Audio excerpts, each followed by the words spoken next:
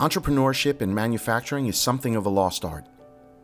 In this day and age of computers and dot-coms, the quest for immediate success has become something of an insatiable and unrealistic desire.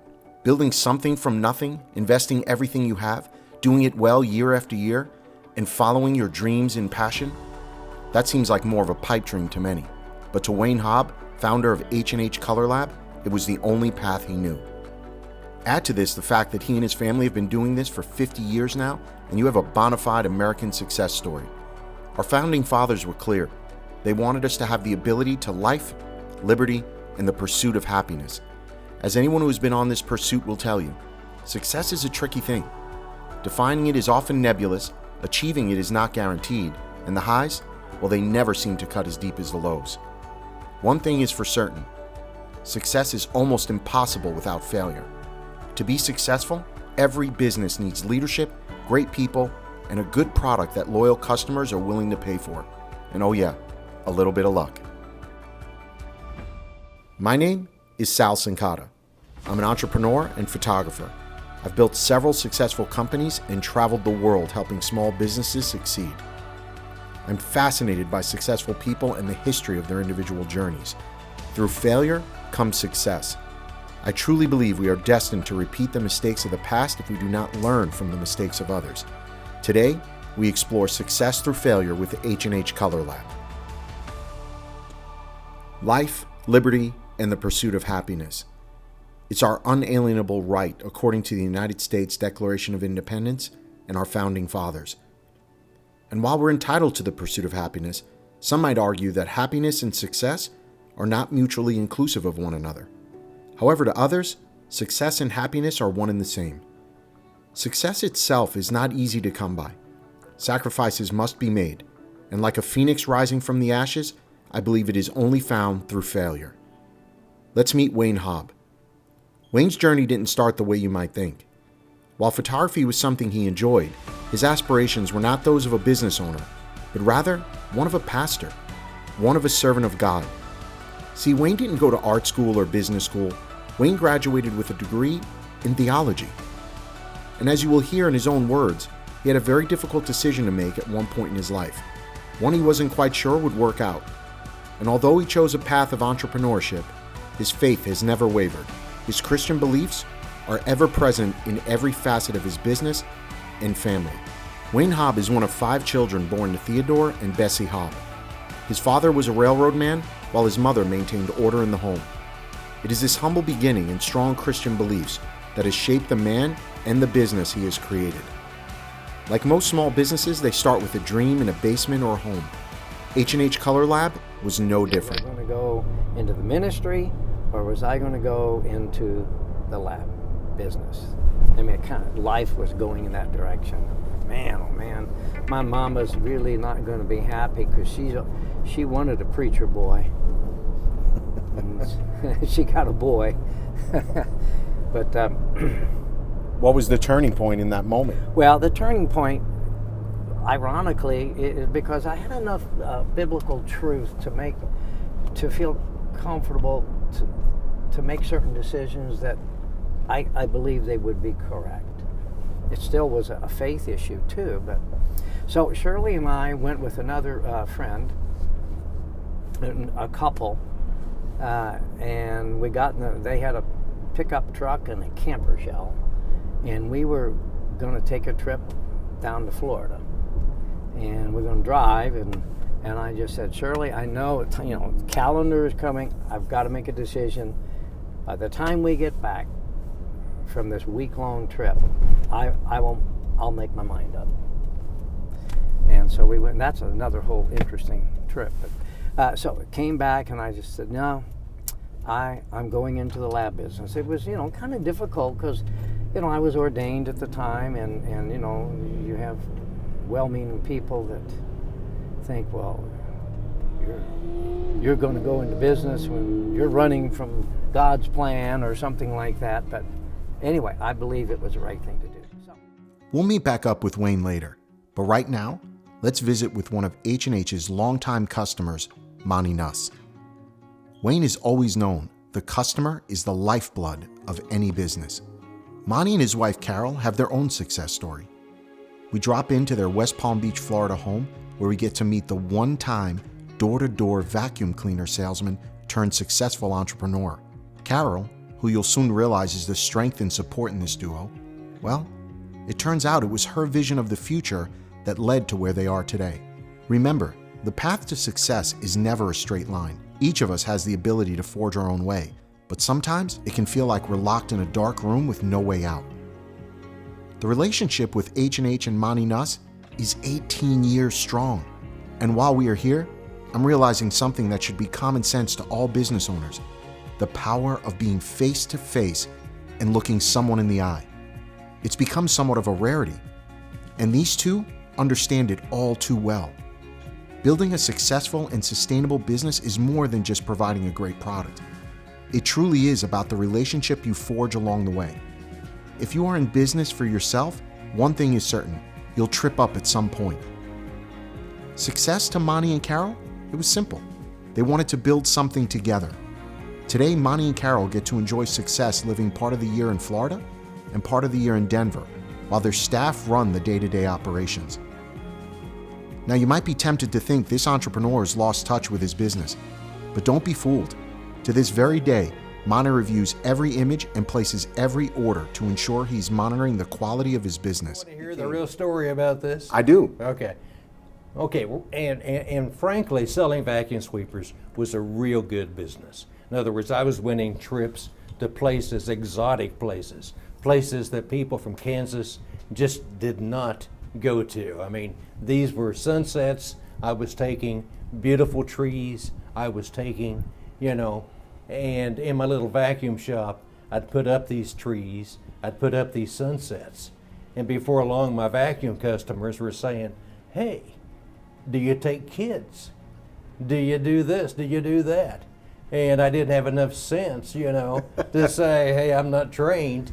I said, "Yeah, we can do that, So what was I want to switch to you getting involved in this. What has been your role over the years? In the beginning, were you supportive of this, or did you think he was crazy? No, I'm the one that pushed him to do it. It was his love. And if that's what he wanted to do, that's what I was going to make sure we did. Is success finance? No. Is success accomplishment? Oh my God. What is it to you? Give it to me succinctly. What is success? We're not that smart. Well, we would probably have different, I don't think we have different views of what success is, but the only thing that Monty and I cared about at that time was being together and building something that we could share together. Didn't have anything to do with money, didn't have anything to do with anything except building a life together. Sir. Yeah, we became popular because we were so, basically what I would say is just get out there and do something. If it looks good, I'll take it. Yeah. That's right. And that's what I did. And so everybody's... No different than today, right? It's a little bit the way it is right now. Yeah. You're not too the far... posing is a bit passe Yeah. now. We're back to Yeah. the point where he started, really. Yeah. What is funny about all this, from my perspective, is you describing the old guard. Yeah. And would young kids in Denver, up and coming studios, would they describe you two as the old guard? Probably. Yeah. Probably they would regard us a little bit as the old guard. Our photographers are young enough that they break the mold. Yeah. We still would go through the basic things that make a good portrait, even though you don't see that. It still makes a difference if you have the hair right and you have this. Oh, of course. The details matter, right? Details matter. They will always matter. Over the years, how has H&H helped you? The good thing is Wayne and Shirley, this is where they really came in. In other words, they were there to help us, whether it's film, or whether it's digital. And finally, we had to make that transition into the digital. But we're not technicians. So their people, came out and really taught us. All the time. They came out and spent time with us, and through them, we were able to adapt. Wow. To the new way of doing things. That was probably after maybe 2 years of. And so bless their hearts. Yeah. If it wasn't for those guys, we'd would still be shooting film probably, So. After meeting Monty and Carol, you get the sense of nostalgia that bonds them all together. H&H was leading the way for studios during the digital revolution, and they're forever grateful. But where and how did this theology student get started? Let's join Wayne back at the house and basement where it all began. I didn't even take the pencil marks off of it. And this thing here was as a boy, this was what was called a chifforobe. And I showed you those things. I thought I was so clever. Out of box tops, big wheel on the run, meaning why be difficult, try a little and be impossible, which I was. We'll live by the lake, drop in, that works now.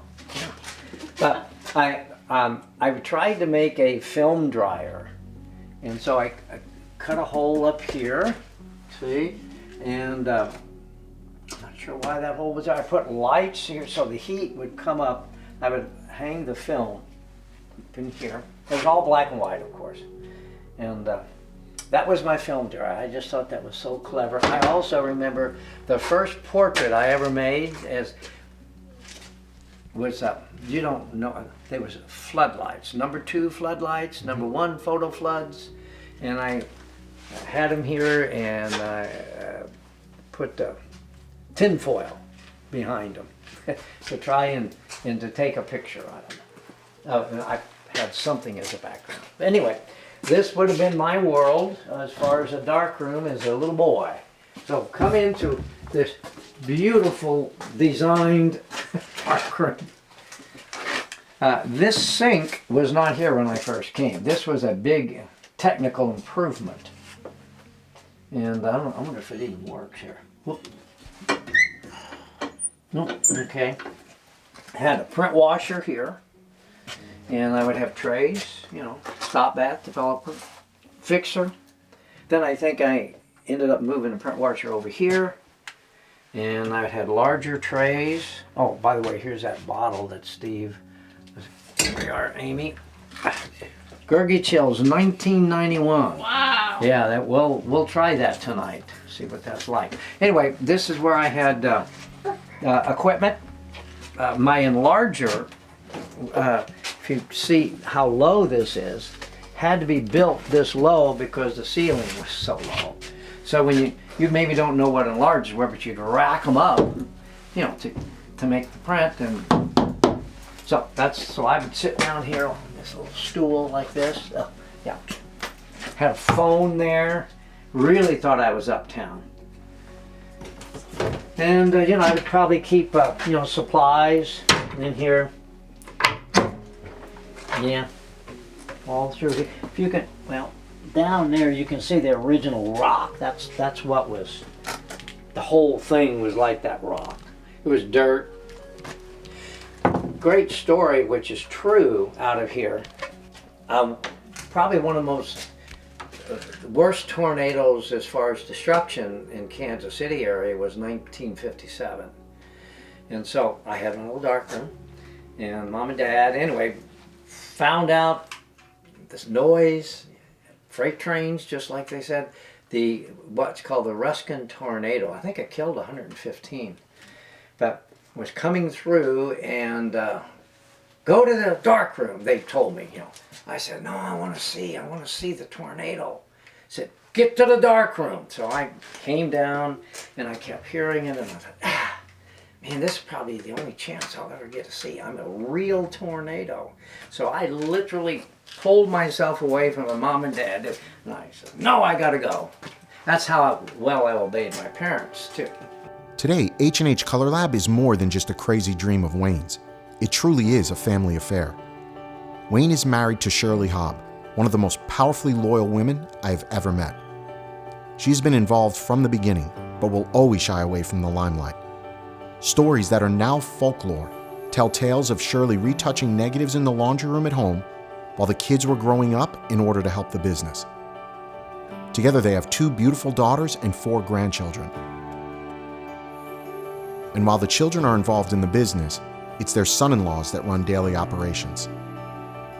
Dave Drum is the business development manager involved in growing the front side of the business, while Dave Brown, who we'll meet later on, is the operations manager making sure the back of the business can deliver a quality product to H&H customers. On this early morning, I got to meet up with Dave Drum before the chaos of the day begins. How long have you been at H&H? It'll be 25 years in January I've been at H&H. So were you there during the transition from film to Absolutely. Yeah. digital. What was that like? Well, in film, I don't think we knew how good we had it. Our processes really weren't good. I mean, lead times at labs at that time normally were 10 days. And when you got behind, you'd go to 3 weeks. You know, that was Just accepted. what it was, yeah. And so when we hit, 1999 was a rough year. We went into the busy season with a ton of late orders. We had just done a handoff of leadership of production. I had just, myself and Lee Gabbert had just taken over production. But a lot of the systems were really set up for smaller manufacturing, and it just wasn't set up to do that kind of volume that we were doing. And so that was the first kind of hurdle we went over, and when we first started implementing lean manufacturing. But then digital came right after that. And really what happened was what we learned in lean and film freed up enough manufacturing capacity and cash for us to make a really healthy digital transition. And that transition, frankly, washed a lot of companies out. Most of the number of labs, I don't know what the exact number is, probably about half of the labs went out of business in that transition. What is the biggest challenge for H&H, both today, and what do you see as the iceberg ahead, the challenge in the future? Yeah. What do you see? I'd have to say the challenge now and the challenge moving forward is with digital and with products and the directions we can take the business is almost infinite. The number of things that are possible are almost infinite. And you know, I was talking with some of the other labs at the bar. I mean, the labs are all family businesses, right? And so we chat sometimes. And one of the things that I said was, guys, we have to each find our own space, just like our customers need to find their own space and not trying to copy the guy next door in their town. Right. We have to find our own space. There's so much for us to work on. And guess what? Every lab is really, who their personality, what they're good at is different. And we need to stop chasing each other. And I think largely the labs have stopped chasing each other, that we're finding our own space. So who's the threat today? Oh, the threat today, honestly, is not other labs. The threat today is the industry overall and us chasing false things that aren't going to make a difference to the professional photographer. Give me an example of that. So, technology. There are so many places we can spend money on technology. We have to be super shrewd about, you know, we're not a huge company. But labs today are almost like a .com in a sense, are they not? Like, well, you're expected to be this manufacturing company with this with your foot in H&H, a .com. That's true. I would say most labs, that's where we're unique, is because we've invested so much in the technology for the photographer. But that's not common. I believe we're one of the only labs that has made those kinds of investments. Part of the story of H&H is how you have become successful over 50 years. So is there something in your mind that stands out when it comes to finding success in your own personal career as a company where you guys have failed, learned from that failure, and have now become successful at it? So there was some machine that was broken down and I was trying to fix it and I could not figure out how to fix it. And it was Friday night and I had probably put in 60, 65 hours that week already. And Wayne walked by and he said, so how's that machine? And I said, I don't know. I am at my wit's end. I've talked to the manufacturer. I've just busted my butt. I cannot figure this out. And he said, so what are you going to do? And I said, I'm wrung out. I'm going to take tomorrow off. I'm going to take another run at it on Monday. And he said, okay. He said, well, you're a pretty good 5-day-a-week guy. And I was so angry. That I thought, I have worked my butt off all week. This is unreasonable, this is unfair. And I was angry, yeah. And I came in the next day, worked angry, and I figured it out, and I got it running. But it wasn't, honestly, I didn't learn the lesson until a couple years later, after just seeing a number of other things happening. That I realized it had nothing to do with how many hours I was working. It had to do with, earlier that week, we had made a promise to a customer that we would get their work out early that next week that needed that machine. It had nothing to do, he did not want me to work lots of hours. He wanted my integrity and my word to be bigger than my time clock. And that helped me find another gear to understand that when I look people in the eye and I say, I will take care of that for you. It doesn't matter what it takes to do that. Right. You keep your word. That's its own lost art, isn't it? I think it is. And I think it's a shame because I think there's a level, a deepness of satisfaction that you get when you know you went way beyond what was reasonable because it was important to keep your word and because your customer is your friend and you have an obligation to take care of them. Yeah. Honesty, integrity, and faith are all powerful words that seem to describe this family, the company they've built, and the people who work there. It is ingrained in their core values. Let's circle up with Dave Brown to hear from him. So 20 years, that is an incredible career, honestly. You don't see that in companies at all nowadays, right? I mean, Right. Today people are at a company 2 or 3 years and not 20. So in the spirit of all that, tell me a little bit about what your day-to-day is like. What do you do day-to-day here at H&H? Well, that's a crazy question because it's never the same. Every day is different. When I get here, I don't know what I'm going to walk into. It could be equipment problems, it could be people problems. So I just never know what I'm going to get into. And sometimes they're shorter days and sometimes there's longer days. Might be here till 6, 7, 8 o'clock at night. This time of year this is busy season. Yeah, it's busy. You asked me last night, kind of, is it crazy busy and everything? It's busy, but it's controlled chaos, I guess you would say. Yeah. And I was thinking about it after you asked me about that last night, and I'm like, it's so much easier this year compared to previous years, not because of less work, it's just everything's working well. That's an interesting assessment. So it's controlled chaos, I get all that, but let's kind of peel back the onion on that, on working well. Why do you believe this year you're still just as busy, sales are going in the right direction? Why is it better this year? I think it just gets better every year. With lean manufacturing, we're constantly improving the processes.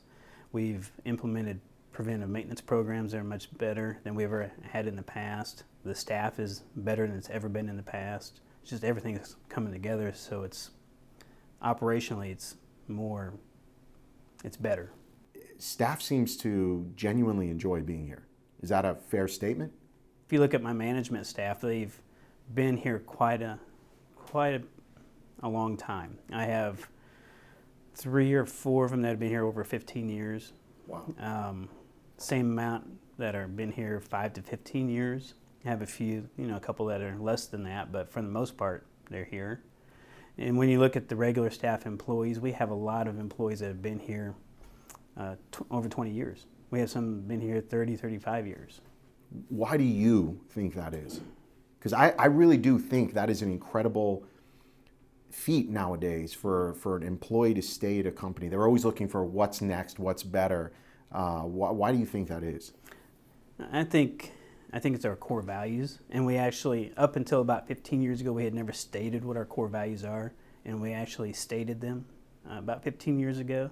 And when you look at those, I really think that's why they're here, because that is who we are. It's nothing more than a reflection of our faith, and that's what our foundation is. That's where it all starts. So if we all have the same foundation, everything else falls in line. Yeah. It's pretty simple. What is it like working with family? Basically 24 hours a day. Like, what's the dynamic like? Is it hard? Is it challenging? Is it easy? There's a definite dynamic to it. I think with it being family, you're more comfortable saying stuff that you normally wouldn't say. Sometimes it can be good, sometimes bad. A good thing or a bad thing. But going back to our core values and what our foundation is, we get over it and we move on. A lot of forgiveness. What does the future look like for H&H? What does success look like for H&H?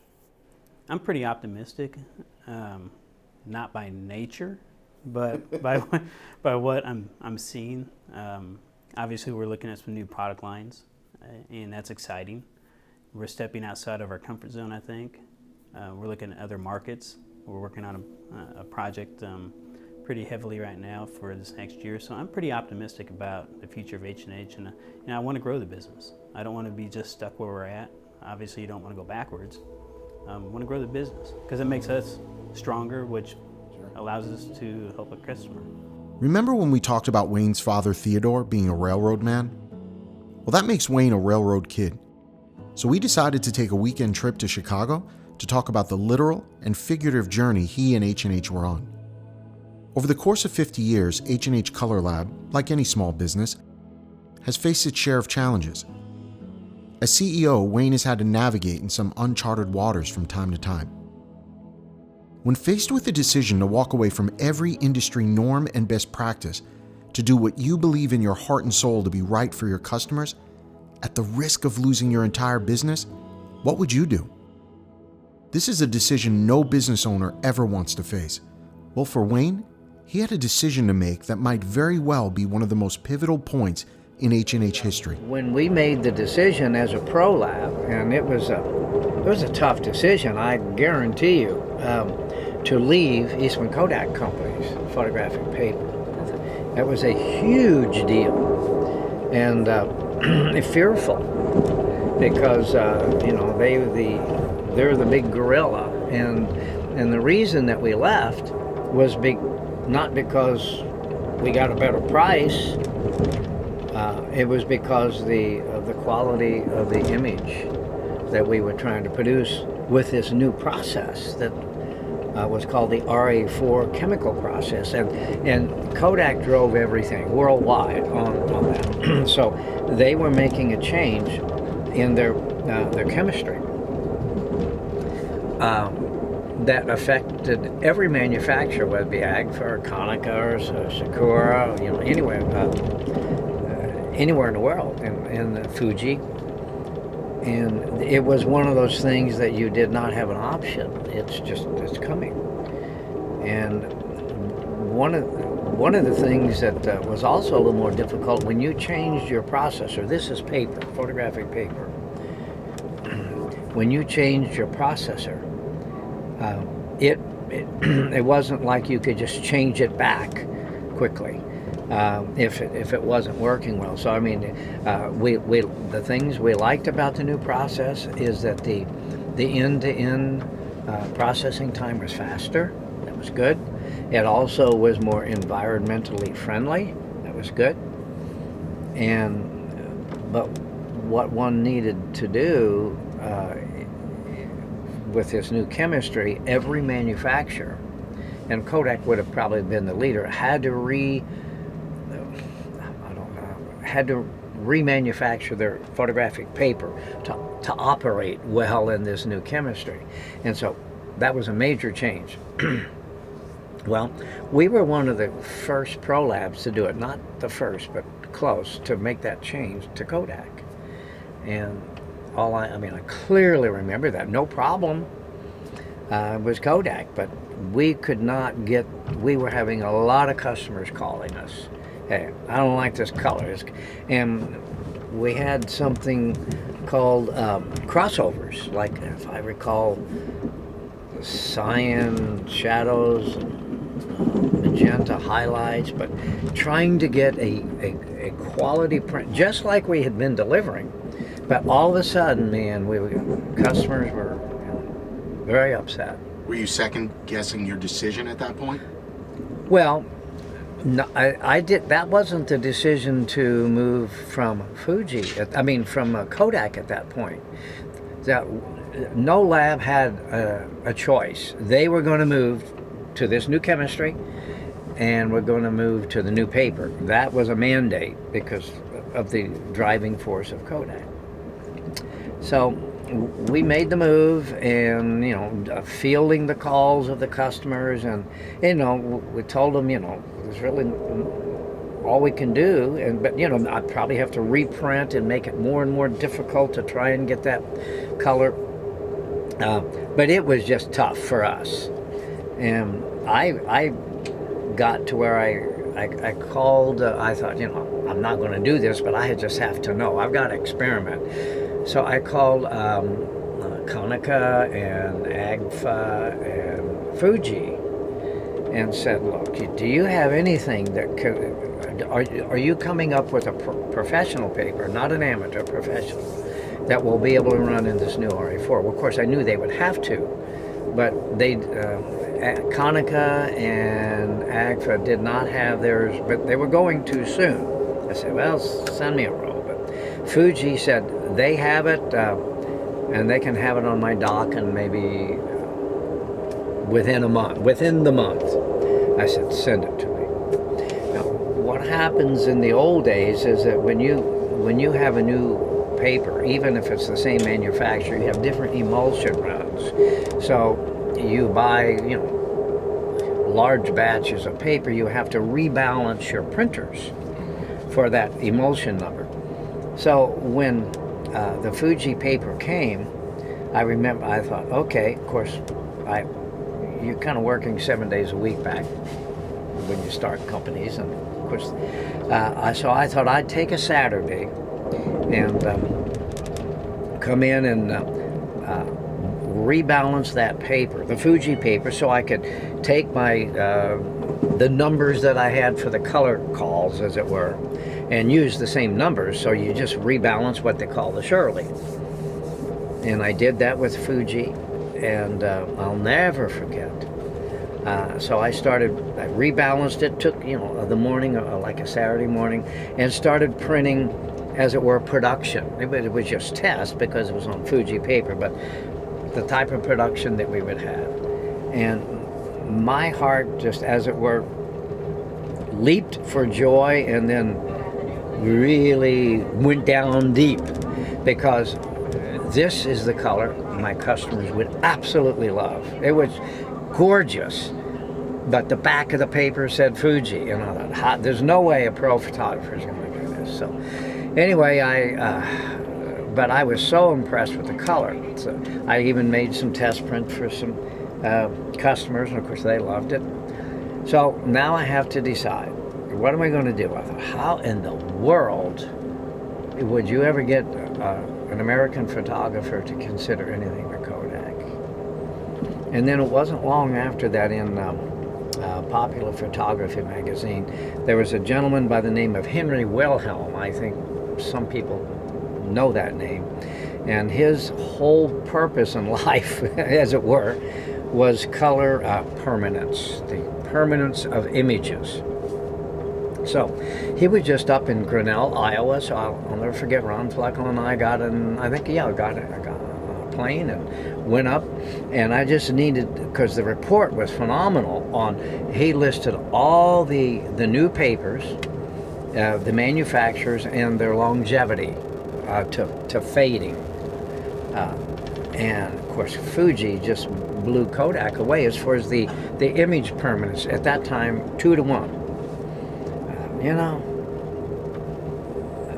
Well, before that, I flew up to Grinnell, to this little town in Iowa, to see if this guy really existed, what kind of, and it was just so interesting. He really did, and I'd see all his testing. He just lived image permanence. So I believed the report. I believe it was true. And I thought, well, my customers, ought to know about that. And so anyway, I put together a whole kit of samples with Kodak and Fuji and the report. And I think I maybe at that time sent out this kit to about 600 customers, perhaps. And I told them what I believed and what my report was. Here are the images, and I would like to have their permission to switch from Kodak to Fuji. Of course, I couldn't dare do it without their permission. I mean, they run everything to customer, as well they should in the free market. So you talked about a tough time. I didn't know. I mean, was that going to sink the business? I mean, even though people said, yeah, you can have permission. Now that I'm on it, would they stay? And so, long story almost over, is that it worked very well. We actually even got new customers simply because they heard about the Fuji paper, and we were the only pro lab at the time on it, so they moved to us to get that paper. With all the time I'd been spending with Wayne, as we arrived in Chicago, I couldn't help but wonder, did he have any regrets about the decision he had made almost 50 years ago? How has he stayed so true after all this time? Did you ever question your decision? No, Why? because I trusted what the Word of God taught me. And my faith was in the structure of the truth of the Word of God. Life, okay, I'm looking at the ceiling up there and seeing life, we have different worldviews. There's the right worldview is a biblical worldview, in my opinion. And so life is full of little pieces of a puzzle, like a big jigsaw puzzle. And sometimes I didn't do many of them, but you have a piece, you don't know how it fits, and you kind of put it aside, but if you get all the pieces, you're going to have a wonderful, wonderful canvas of time and eternity. But don't you think it's easy to second guess those decisions sometimes? Yeah, it is. It is, unless there's a confidence in the truth of the Word of God. That's the structure. That's what gives me confidence, even though I'm not that many years away from seeing our Lord and Savior. But the confidence, look back, wrong decisions, stay awake at night. I wish I hadn't have said that. But as far as that decision of not going into the ministry, because I did it for the right reason, made the decision not to do it because of the importance of Scripture, which is God's Word. And so it's solid leading, even though you have to believe it, and at times you're in the dark or you're flying IFR, but you trust the instruments, and the instruments is the Word of God. So that's awesome. Next stop, Shreveport, Louisiana, where we meet Neil Cowen, a second-generation studio owner that's seen a thing or two over the studio's 65-year history. Today, the studio's reinvented itself as the business model has changed over the last half-century. Like any successful business, you have to adjust to the ebb and flow of the marketplace.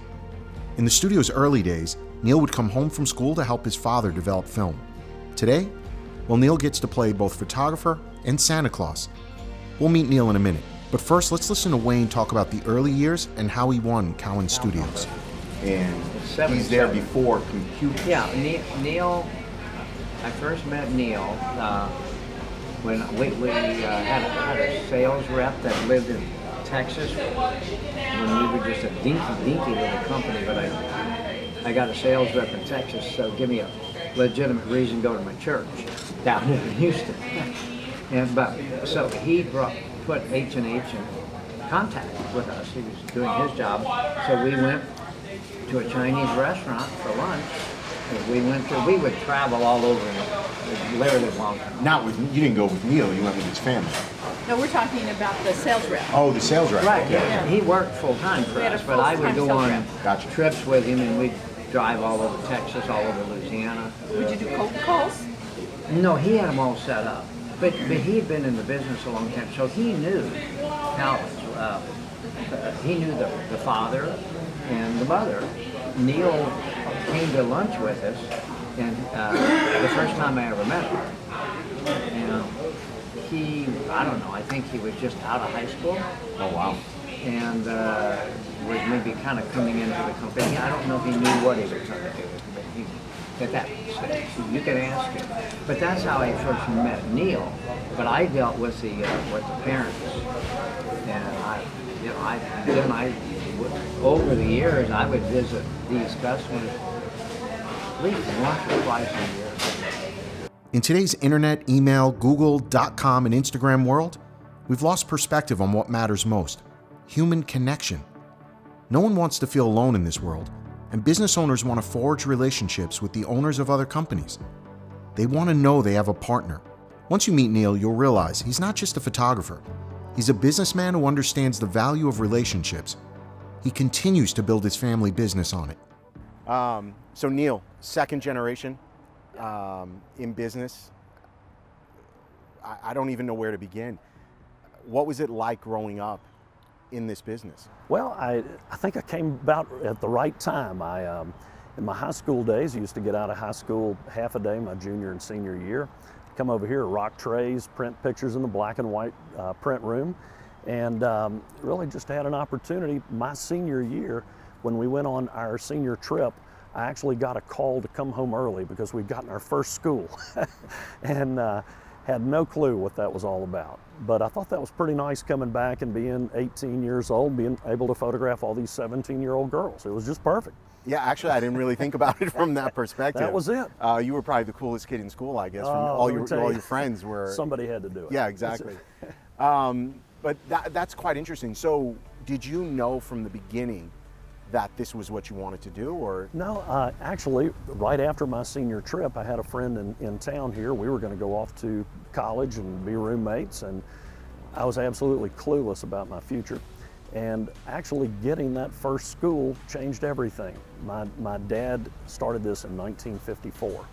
And wow. I had been working here a couple of years, like I say, in high school. And there's nothing like family, which I'm sure Wayne can attest to. And he had someone to help him. And that summer, I did a lot of senior photography, not having a clue of what I was doing. It was probably some of the worst stuff you could ever see. But I think we all have pictures like that but somewhere. Had to start somewhere and really loved that. Found out that was something I really liked doing. Just being able to meet a lot of people, create something. Back then you used to have to wait a week and a half to get proofs back to even see what you've done. So there was a lot of excitement back then, and I did grow to love this. What were some of the struggles you and your business went through in that transition from film to digital? What was that like in that period? Biggest change was that all of a sudden we not only were the photographer, we were also the lab. And taking all that responsibility on, it took us years, and still to this day, things are constantly changing. It's finding the right mixture. How many employees do you need? How much do we do on our own? How much can we let the lab do? They have something called OES services and order entry services. And that's something that, quite honestly, I believe we're about to go to. We're going to take a lot of the control that we had, which control's a bad thing. In my mind, it is. Yeah, it is. You can get hung up on this, and you sit there for hours obsessing between hours, what yes. looks better. Photographers Yes. are notorious for that. That's it. Things that don't actually matter. We're going to give up that control for knowing that we're going to get our product back in a timely manner, be able to deliver it to the customer, make sure that we can keep those contracts and have good referrals for ones that we don't have. And I think that's a necessity. That's something we're going to have to do. Do you feel like you were technically apt, being younger at the time, to embrace digital? Because here's where I'm going with all this. Mm-hmm. Think about all the studios over the last 65, 70 years that were 800-pound gorillas that are now gone. That's right. Why do you think they're gone and you're still here? Truthfully, a real blessing for me was growing up during the film era. I figured every time I squeezed the trigger, it cost me $1. And actually, I think it was 84 cents. But by the time you bought the film, paid for the processing, paid for the proofing, postage, the whole bit, I figured every time I clicked, it cost me $1. So a session for me, a typical session, let's say maybe it was 20 shots, 17 or 18 of them are going to be different. And we were going to give them the most variety that we could in those 20 images, because cost was a big factor. I always treated this like a business. I wasn't part of the spray and pray. I wasn't the shoot a gazillion images and I'll fix it in Photoshop, or I'll take care of it later, or get to editing. I realized time is one of the killers in business. You don't have enough time. Talk to me about H&H. You have been a partner with them. They shared with me since. Here's how they figured out how long you have been with them. It was before computers, they told me. So we're going with BC. That is the truth. How has H&H helped you? How have they been a partner? Is there anything that stands out to you? Oh, everything about them stands out. The truth. I haven't looked at another lab really since the day I met H&H, since the day I met Wayne. probably one of the finest, not one of, he is the finest man that I know. I don't. That's just the truth. It is the truth. I've never met anyone like him and his family. They are as genuine Yes. people as could be. You hit the word, genuine. You meet a lot of people that might be good in business, might be good at meeting you, see you another day. Wayne is, well, they are family. They have his whole family is extraordinary. He's so blessed to have them. They're blessed to have him. And Wayne made a trip down here at a time, drove in his car very early 80s, and got to meet him and just found out immediately there was just something different about him, about the way that he ran his company, about the way that the customer service was with that company. They, to this day, you just feel like you're dealing with family. Now, some people may not like to deal with family, but this is the kind of family you want to deal with. And for that reason, there's just no reason to ever look anywhere else. The three things in business, price, quality, and service, you're always trying to nail at least two of the three. And I say at least two. Nobody ever gets the third. They're the closest thing to that. Fantastic quality. Their price, being honest with you, I haven't checked lately, but there's no need to, because the service just can't be matched. I can go pick up that phone at any time and they're gonna allow me to keep a little bit of my sanity. They're gonna answer whatever insane question I have for them, something I'm not familiar with, something I don't know how to do, and it doesn't matter who answers the phone there. They not only can take care of it, again, they just make you, they calm you, they walk you through, they hold your hand. They're just wonderful at what they do. There's no reason to be anywhere else. Customers are without a doubt the lifeblood of any business. But without the team of talented people behind H&H Color Lab, there's little chance this company would have lasted in such a competitive environment. I wanted to talk to some of the employees who were here from the beginning. I wondered, what was the company like in the early days? Well, one of the things that surprised me when I came to the lab was how much vertical the lab really was, and as far as maintenance and even taking care of menial little duties like cleaning up the trash. I can remember Wayne's mother, Bess, and Bess had to be in her late 80s, early 90s at the time. She would come in at night with his sister Ruth, and they would take care of collecting the trash and stuff. When we traveled, we were stretching a dime three ways because we just didn't have a lot of cash flow. It was a time when the lab desperately needed volume, and that happened around, I think it was 1986, 87. It was right after I came here, and I had nothing absolutely to do with it. It was a local lab closed, and they had a lot of volume customers. And I remember the call coming into Wayne that lab was closing down and some customers were going to become available. They lead by example, maybe. Yes. Talk to me a little bit about that. 3 F's, faith, family, friends, okay? But faith is right in the middle, and family, okay? And H&H was more than just genetic family. It was family of customers, and the customer always came first, okay? That was clear to us from the start. But family was involved. I know Wayne used to get excited when multiple members of the same family would come to work here, because he just thought that was cool. Yeah. And his own family. I mean, his own family was so intimately involved. Back in those days, again, all of the retouching was done on both the negatives and the prints. So you always had to gear up for the season. The fall season between around the 1st of September and Christmas really was just grueling. Hours were enormous. Some of the artists that were involved in that work would work 100 hours a week, and that would be 7 days a week. Just to keep up with what was happening. Just to keep up with the work. The work would pile up, and it would back up because you just didn't have enough production capacity to do it quick like things are now, because you had the front end work of the retouchers. Yeah. And then you had the rear end work of the print finishers. So the work that would tend to ball up. Let's circle up with another H&H veteran, Sharon Jegen, who, if it were up to her, she would still be working for H&H. Yet another sign that the people make up the DNA of this company. And what was your role when you were here? A little bit of everything. I did customer service mainly and did the trade shows. I organized the trade shows, just about everything. At one point, I even did the bookkeeping. I worked with the accountant.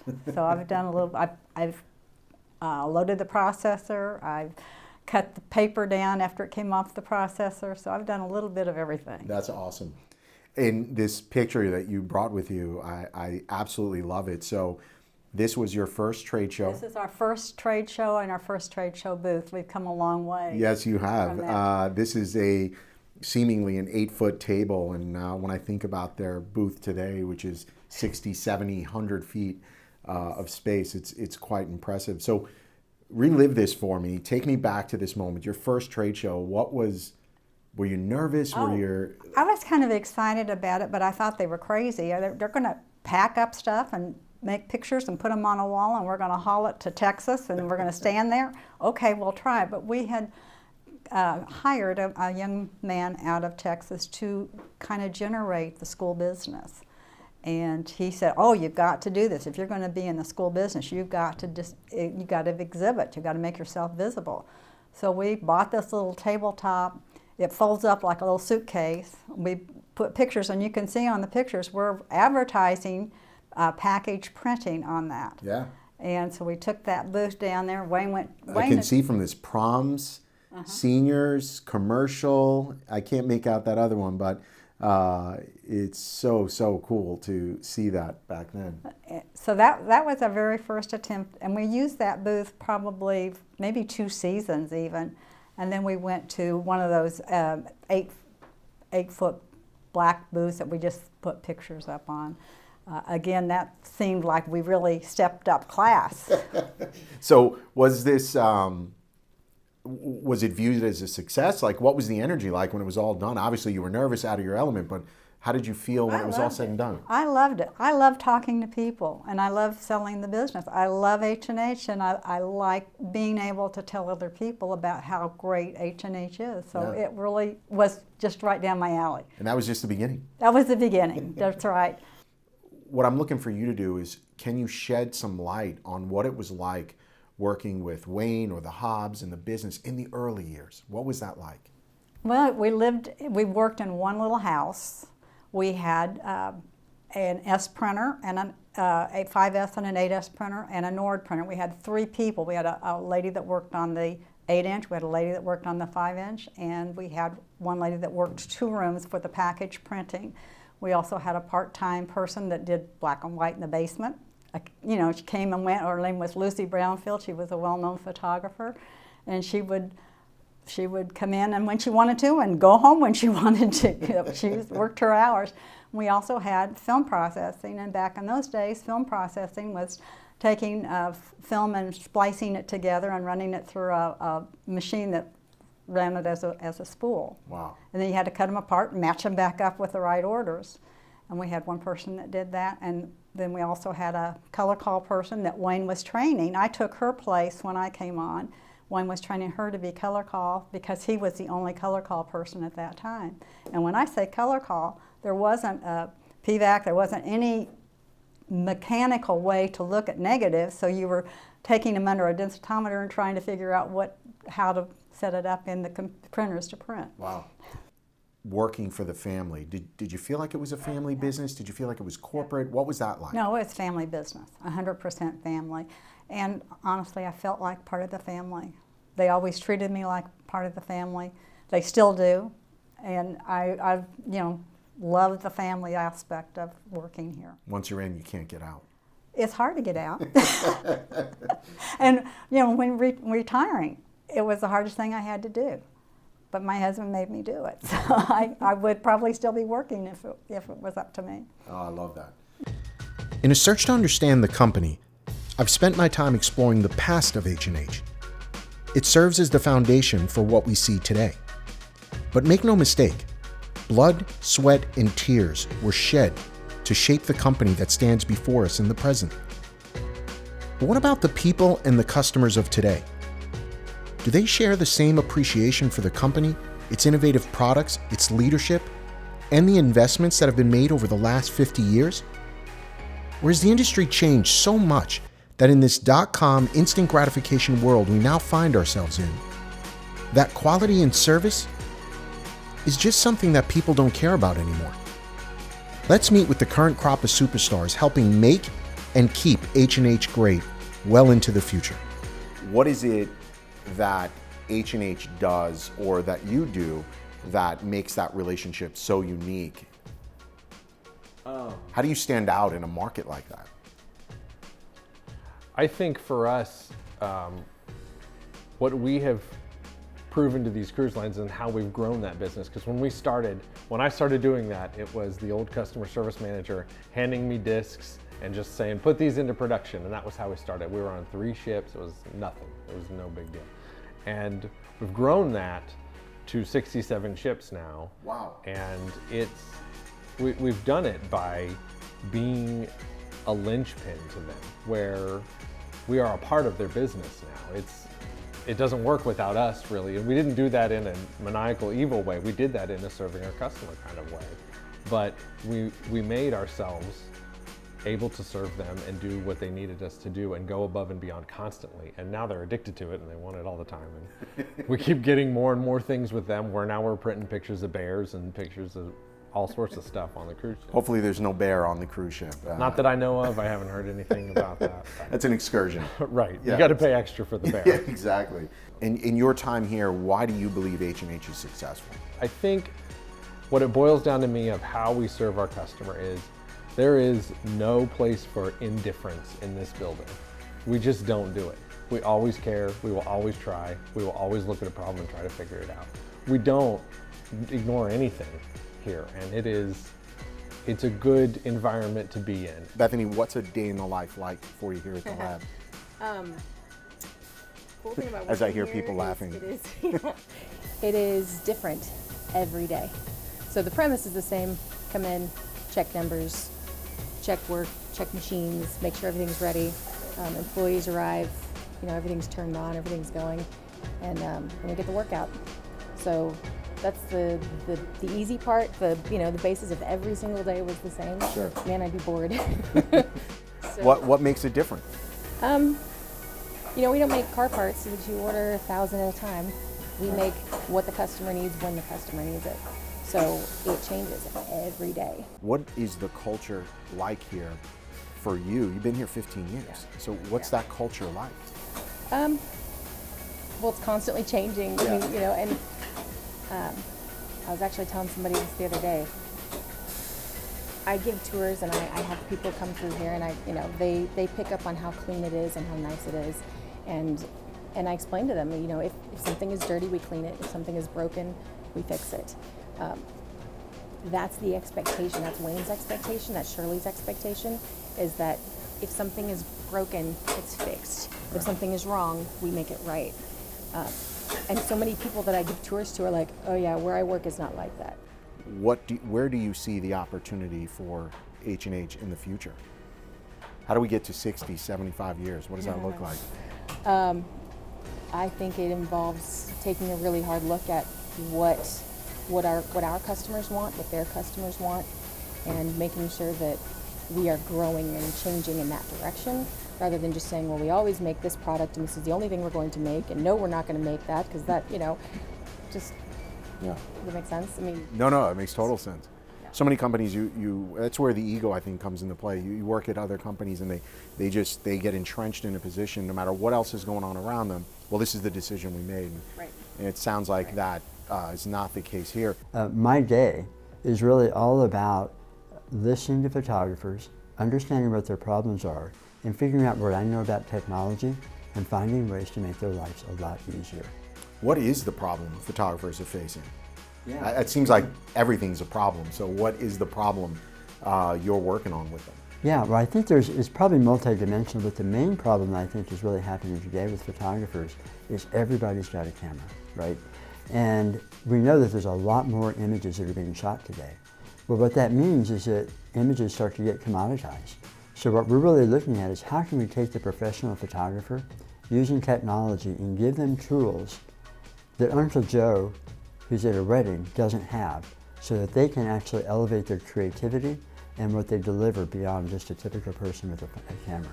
So it's interesting. It doesn't seem like out of the gate that's a natural fit for H&H, but yet here we are. So what, you were here from the beginning with it, what led H&H to give birth to Enview? Yeah, so I think they're always forward-looking, and they're looking at, well, what is coming? And you see all the trends that are happening in our society around us, right? Everybody has their smartphone. Everybody's running around with a camera. And you see some of these trends, and the question is, what can we do to help this incredible profession of photography where people are being creative and delivering memories? How do we make that relevant, not today, but in 5 years, 10 years, 15 years? So we're looking out ahead. And one of the ways that we do that is we don't lead with technology. We think about what are the fundamental human needs that people have that aren't going to go away. People want to share their memories, right? They want to communicate with other people. They want to be able to see themselves in ways that they've never seen them before.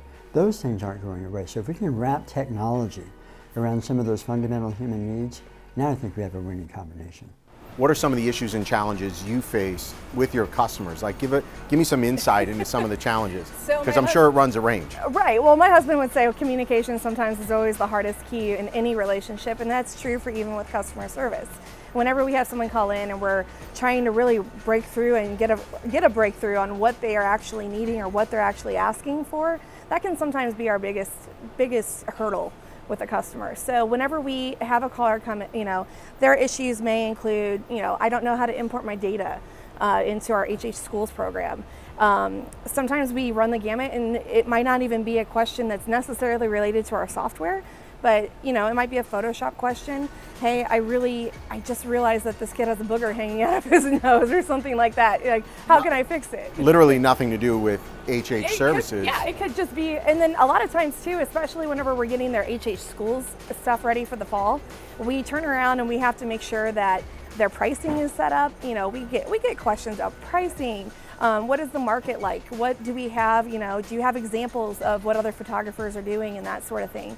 And that's where our design center comes in really handy, because they have produced these package sales where they can then go in and they can take a look at what are the general ideas and practices and prices and stuff that other studios are doing. And then we've created these price lists that are great for our customers to base their prices off. Do you think coming from the world of photography as a photographer helps you in your day-to-day dealing with customers? Absolutely, absolutely, because it's one thing when, not to say that any of our customer service people are lacking or anything, we're all trained in the exact same way, but as a photographer, I'm really able to look at it from a photographer standpoint, and if they're confused as to why something isn't working or shouldn't be working the way it is, I can look at it from their point and I'm like, oh yeah, really, that doesn't make sense. And that, in that capacity, because I have had that photography experience, I can go right to David, or I can go right to one of our managers, and I can talk to them directly and say, hey, this doesn't make sense. And in that situation, a lot of times we can get a fix out for it right away. So when you say what's coming down the road, are you talking about like competition, or are you or trends? Like, is that what you're talking about? Competition, trends, technology. A lot of things right now. Artificial intelligence is a really hot topic. Online sales is a really hot topic, and right now it's kind of the Wild West. There's a lot of folks seeing opportunity and growth there, but not everyone has a lot of experience in how that actually is going to flesh out, and how well it's going to help the business, or could it end up hurting them. So how do you manage that? Like, as in your role in company, it's this wild, wild west, right? So how are you making decisions on what to introduce to customers and what not to introduce, because maybe it's a fad or a trend? Like, how do you make those decisions? Talking to people a lot smarter than myself, and really just asking customers, show this to your customer. What would they pay for it? Do you see this something that's going to go down the road? I mean, I obviously, with my experience, I've got some experience, but there's a lot more people that have been in this business a lot longer than I have, and the only way I'm going to learn is to glean it from them, to learn from their mistakes. How important is technology to the future of H&H? I think it's extremely important.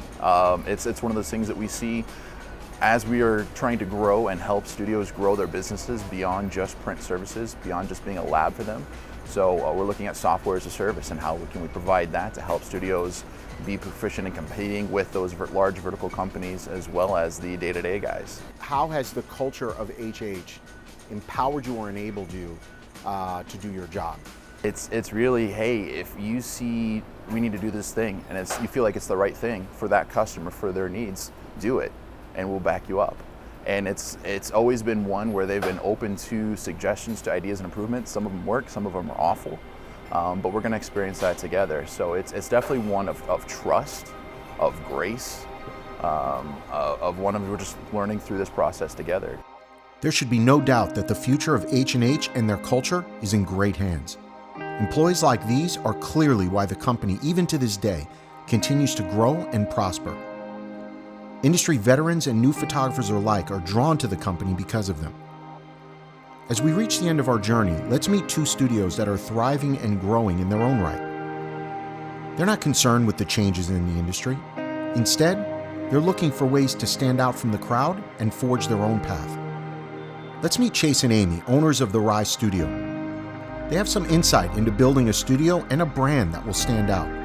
And for over 13 years now, they've been delivering a unique experience to their clients. Where did the name Rye Studio come from? Rye Studio came from my nickname in college. A bunch of buddies used to tease me about my freckles. And I had rye bread sitting on my kitchen table. And they're like, oh, it's two-toned, like you. I'm like, that's so rude. Like, why would you say that? And then they just kept calling me Rye to piss me off, really. And now the joke's on them, I think. Yeah. Now they're like, hey, do we own like maybe 5%? Like, probably not. But Well, I love when I met her, her maiden name was Schlatter, and her dad's like, well, it should be the Amy Schlatter Photography Studio. And she goes, no. Yeah. No, I'm sorry. Schlatter doesn't quite roll off the tongue. Exactly. So now it's like, why not? And so I saw her business card first time I met her. I'm like, yeah, why not? Okay. Yeah. So. Well, take me back to the origins. Like, how did you get started? How did this become a thing? so that was always what I said when, like in high school, people would be like, what do you want to be when you grow up? And I would say, oh, I want to be a photographer. I want to open a studio. But I didn't really understand like what that meant or what that entailed. Right. So it kind of turned into like a side job through college. I would made little business cards with my cell phone and we'd pass it out at, random place. Or if I would do a little shoot, I'd give them extra cards way back when, before social media. When I graduated, I tried to do the corporate thing for about 2 weeks. I failed epically at that. Got to be better than being in that typical corporate strip mall. You're building your brand here. Well, for sure, and I think people, it's interesting you say that. They would come in and it was in the prime area of Overland Park, so location was great, but you're still in the hustle and bustle, and you're walking into a corporate building, and you're still in this tense feeling of like walking into a doctor's office. Right. But then the studio was cool, and she gave herself a great feel with music and everything, but she had to go downtown for another session because it only could do so much in this area. Now, people have like a 15, 20-minute drive in the country. They come in this little town. They pull down this neighborhood. They're like, where are we? And then they will pull up to this massive, nostalgic, cornerstone of Stillwell. And at night, it's kind of neat. The lights are light up, and it's like and it gives them this feeling of, oh, this is cool. And when they walk in, it's a family atmosphere. Their dogs just run around. Their kids run around. And so that helps us to evoke just that honest, just be yourself. Yeah. Let's just capture that. I will give her credit. She's unique in that she truly captures the essence of who that person is. Her style, it's the up close, it's the eyes, it's everything. Hi, Peanut. We have a visitor. And hi, baby. And family time. And that's actually part of it too. Is we want people to feel like this is their family. They can bring their family and they can feel comfortable and have fun. But she always reinvents herself. When it comes to your business and your growth, how has H&H helped you as a partner to be successful? What does that relationship look like or feel like? Have they helped you grow and become who you are? I mean, I just love that they're local, because if I screw up something and I promised the client that they've even driven out here and brought it to me. That's awesome. Terry has personally come out here. Yes, or he can go get it. That's seemingly like an It's a level of service that doesn't seem to exist anymore. That's what we relate to. We, again, going back to her caring about her clients. I, coming from a service industry side in the bartending business, I care about what people want. I don't want to disappoint you. Word of mouth is king. Think about all those new photographers who are coming up, right? Think about where you were when you first started. What one piece of it, because it seems like this daunting task. I'm sure, I've been at this for 13 years, you as well. When I think back to 13 years ago, what tripped me up then, right? I would laugh at myself back then, right? It's like, are you kidding me? This is a no-brainer. So what piece of advice could you give to that new entrepreneur, that new photographer that's starting out? What words of wisdom could you share with them? I mean, it really helped me to go learn from someone, whether that was for 2.5 years or a day. Like if someone calls me and says, can I come watch you for a day? Yeah, come learn. Like why not? There's a million people that live here. Why not? So ask. I can't imagine everyone's going to tell you no. Somebody's got to say yes. Learn from someone that you like, that you admire. And the legwork counts. Like when I first started, I was printing out little coupons and delivering them to preschools and delivering them to pet clinics. And that's what takes you. You have to put the extra work in to succeed, to reap the benefits at the end. That matters. And we have a friend who is always trying to compare herself to other photographers. I always tell young photographers, find your style. What do you like? What's your style? Stick with that, because you said something earlier. Not everybody's going to like it, but the people that do are going to love it.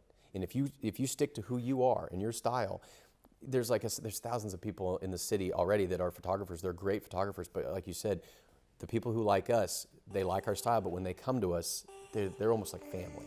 So find what you love, stick with it, and work hard at it. And I think that's what made her extremely successful.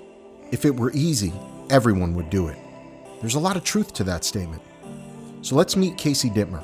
Her studio, Casey, isn't in some huge city. It wasn't handed to her on a silver platter. And as a female entrepreneur starting her business during the middle of a recession, you might question her resolve. But you would be wrong to underestimate this tenacious powerhouse.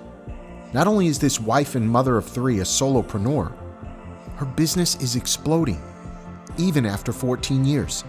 And so where does the majority of your business come from? We actually are very fortunate to pull from a wide region. So we pull from eastern Utah all the way to about halfway through the state. So Denver even comes our direction, and then southern Colorado and northern Colorado. So we pull from quite a wide range, and a lot of that is because we offer something that's totally different. Well, and that's interesting, because how many photographers do we talk to where they say that won't work in my small town? This is a small town. It is. It's a very small market, and when you think of what we're doing and the size of operation that we have, it's few and far between in the nation. So for it to be in a small town, it's possible. You just have to be willing to work for it. So what is the secret? When we talk about, you have to be willing to work for it, sometimes it sounds like this nebulous thing that we have to do. What does work for it mean to you? Well, for me, I think I equate the success that I've had for the last 15 years to one key decision that I made in the very beginning. When I started my studio, you have to understand that's when digital really came on hot and heavy. So the day of the studio, the brick and mortar studio was completely dying. In fact, I was told numerous times, it's not gonna work. It's dead, like don't try, which for me is like, okay, well, it's on. And so I decided at that time, because I had started in film, that I was not gonna jump onto the shoot and burn frame of business where you just hand everything to the clients. I was gonna swim upstream. It was gonna be a harder go in the beginning, but I didn't wanna compete with all of those people. So I set my studio up to where it was product-based, it was in-person sales, it was all about the experience, it was about still providing that portrait studio experience for a family to come to so they don't have to worry about it. And it was, we had people who walked away very quickly because we wouldn't just give them the digital files, but deciding up front that we were gonna be different, that it was gonna be a harder road, but we were gonna stick to it. That's what made us last through the 15 years because we had a sustainable model. We weren't having to compete with a sea of photographers. And so it just set us up from the beginning to have a long life. So the path of being an entrepreneur is not always an easy one. Tell me a little bit about the struggles you've faced along the way and how how that challenged you to be successful. Right, well, I think it's a misnomer to think that you're not going to have struggles along the way, that it's just going to be a clear path and that's what success is. You're not going to grow unless you have those things that kind of knock you back and make you reevaluate. So I think that, like I said, starting from the get-go to decide to swim up, the wrong way of the street and decide to do it that way, that was a struggle. But also the pressures to just constantly cave. When you have clients, and it sometimes is very appealing and you start second guessing yourself of maybe I'm doing it the wrong way, maybe I'm making this harder on myself, but standing strong in your policies and your products and how your business is structured, that's really, that can be really hard and very heavy sometimes. What's hard about that? I think that it's hard because when things get thin, I think, don't think that we all don't go through slow seasons. Thin being revenue. Revenue, right. So when you're trying to feed your family, when you're trying to pay your employees so they can feed their family, you start getting desperate and you start hovering over that panic button of, okay, at this point, I just need to bring in some money. And so when you hit that panic button and make decisions that are just based on solving the problem now, you a lot of times create problems that can end your business in 6 months because you've created a snowball effect. It can create a problem with clients who you've said no to in the past on that, but you've now changed it so that you could get revenue now. So standing strong and understanding long game can really be hard when, how do you not worry about taking care of your family and your employees? And so those are probably some of the hardest things that we have to combat here, being a company that's not just me, but I have full-time employees that I have to consider too. Now, you've mentioned the long game a few times. Yeah. Define that for me. What is a long game in your world? In Casey Dittmer's world, sure. What does a long game look like? Is it 6 months, a year, 2 years? The long game for me that's a multifaceted question. I have goals and end sets for 1 year, for 5 years, and for 10 years. I think that you have to have those stepping stones. If you set a 10-year goal, but you have nothing set in between, it's very easy to get off track. So you got to build to it. Right, you have to build to it. And it depends to what we're talking about. We have, for the business, we have month goals. I mean, they're very clear, they're very concise, and we live by them month to month. And then from there, it's, okay, year to year. And then from there, it's, 5, 10 years. For the personal side of me speaking and image competitions, things like that, that's maybe a longer goal of 5 years, 10 years. But you're putting actual goals together. Yeah, like we revisit them every Monday. So it's not something that we let get away from us, because if you let 2 weeks go by on a month goal, you're not going to hit it. You have to be able to adapt. So tell me a little bit about working with H&H. I have worked with the same lab before I met H&H for 13 years. So a very long life with a lab.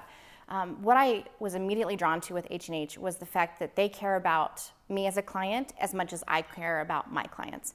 And that was really important to me, that I had a name, I had a face. They are always so helpful, and that really made me feel confident in their products. They have really been great too to open my eyes to new products and new ways to serve my clients. We all get into a groove of things. We offer the same products, the same services. It works. I'm not going to mess with the formula. And so sometimes I forget to look at what's new and what's coming out in the industry. And so they've been really amazing, when they send me, hey, have you seen this new product? We see that you order this. Or my customer service rep will send me something that I might have not even thought about offering to my clients.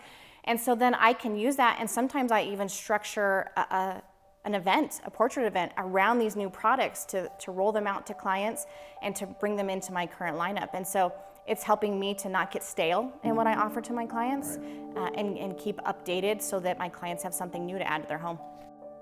It's easy to take for granted the things we've accomplished in life, to forget the struggles and hard work as it quickly fades into the rearview mirror of our lives. But for Wayne, I've learned it's quite the opposite.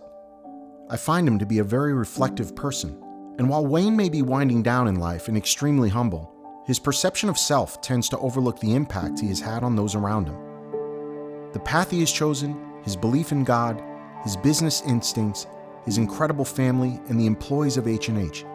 Together, they've built something remarkable. Along this journey, I've come to realize this is not just another successful business owner. This is one of the most genuine and sincere people I've ever met. It has been an honor working on this project and getting to know the man, his family, and the legacy he will ultimately leave behind. Success through failure is a way of life. We must learn and grow from our failures. If not, it will cripple us both in life and in business. Yes, we all want to win. We all want success, but at what price? For Wayne, there is no price you can put on your soul. In the end, there is only one person we're accountable to, the big guy upstairs. So Wayne, after 50 years of doing this, I mean, that is a long time. Doing this meaning the lab. The lab. Business, yeah. Being an entrepreneur. Yep. How do you stay motivated? How do you continue to wake up, push yourself, challenge yourself every day? Because this isn't the end of the journey. It's still going on. But when you look back, how do you continue to motivate yourself? Well, I have a lot of help. and it's called one of the good and bad things, perhaps, of having family in the business. Family is a great motivator for hopefully wonderful things. And, you know, with Shirley being so involved in the company and my 2 daughters and 2 sons-in-law, but still probably, Sal, I'm probably motivated a lot by fear. And fear can be good and bad. But afraid of failing? Well, I would think so. I would think I would be afraid to fail, but I certainly at times in my past didn't act like it. But you know, some entrepreneurs are paralyzed by that fear, and some are motivated by that fear. Yeah. Well, apparently there were enough times in my life that I was motivated to do something instead of being paralyzed by that fear. But a fear can be a good thing. But it's the antidote to my fear is my belief and trust in God's plan. That is the antidote. Had I not had that in the past, I would have been frozen in my decisions. Because really, in the end, as you say, this life isn't over. And when this life is over, it's just beginning. My future, you know, you've heard the saying, the best is yet to come. Absolutely. Absolutely. So that keeps me motivated, knowing that maybe at one time I played first position, you know, on a baseball team. I wasn't second string. But if I had to go out and play that same game now, I'd be happy to carry the water. Those days are behind all of us. Yes, yeah. I do want to circle back around to something you just mentioned, which was family. Your family is heavily involved in the business. What's that like? You know, and I asked that question from the good and the bad, right? What are the exciting things about working with your family, and what are some of the struggles and challenges of working with your family? That's a good question, and you know, you just ask it. I don't know if I can give a correct answer to that without pausing and thinking about that. I would say, the good thing about being with family is being with family. That's the good thing. Yeah. The challenges is that they're family, and you want to live together in business and after hours. You know, we don't hardly have hours where it's time to go home. It's just family all the time. So that is that is the challenging part. Is yes, I guess you're never off, but you learn something that that I know our family has been taught, called impersonal love. Impersonal love meaning that you at times have to treat that other person on the basis of who you are, not on the basis of who they are or maybe what they've done to you. Now that's good for all humanity. It's easier said than done. Oh, absolutely. It's really much easier to love somebody that loves you back, and somebody that is beautiful to you and pleasant to look at and pleasant to be with. That's a lot easier. But I think that family and the faith that we have and what we've been taught from the Word of God gives us, it gives meaning and purpose and definition for us being here. When you think about your legacy, have you had a chance to think about your legacy? But when you do think about it, what do you hope your legacy will be? How do you hope you'll be remembered? Well, you, your company, your family. Well, the company, I mean, the only reason a company, I think, has, at least in our economy, to have a right to ask for business is that you can serve that customer. And so I would want H&H to be remembered that it cared for its customer and it put the customer's need and satisfaction above any bottom line profits. Obviously, we know that any company has to have a profit. You know, it's the oxygen that a company needs to breathe. But so yes, I would want us to be remembered for caring for that customer because, as you well know, you're in business, you have no customer, you have no future. So accurate. When it comes to success, and you look back over the 50 years of H&H, what does success look like in your world? What if I ask you the question that way? Success would,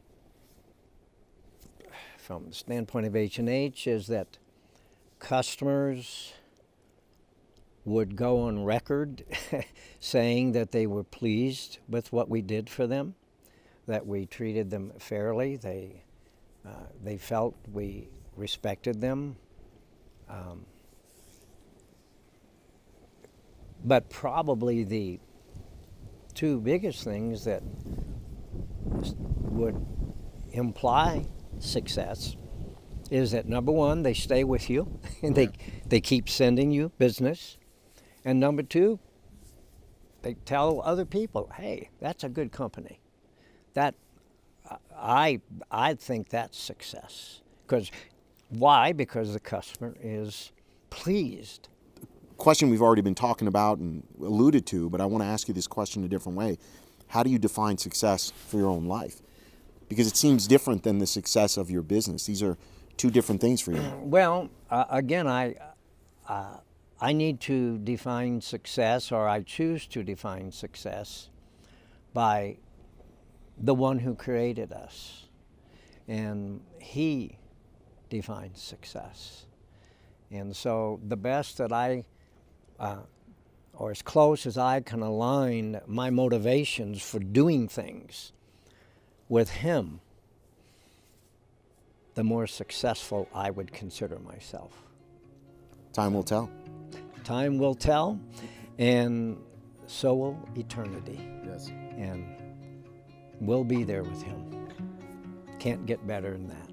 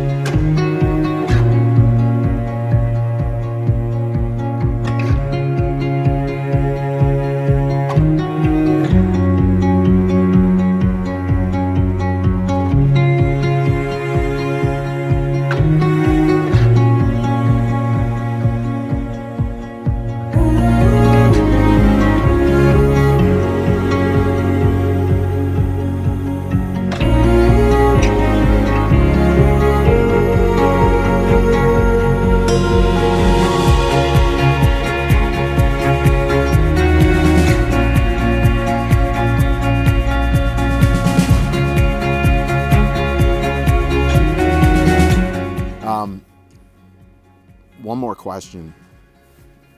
Shirley, your wife. Oh, yes. Shirley, my wife, my lovely wife, yes. She is behind the scenes on everything. Oh, absolutely. She comes up repeatedly. Talk to me about how strong of an influence she is on the company today. Oh, I would say she's the pillar of the company.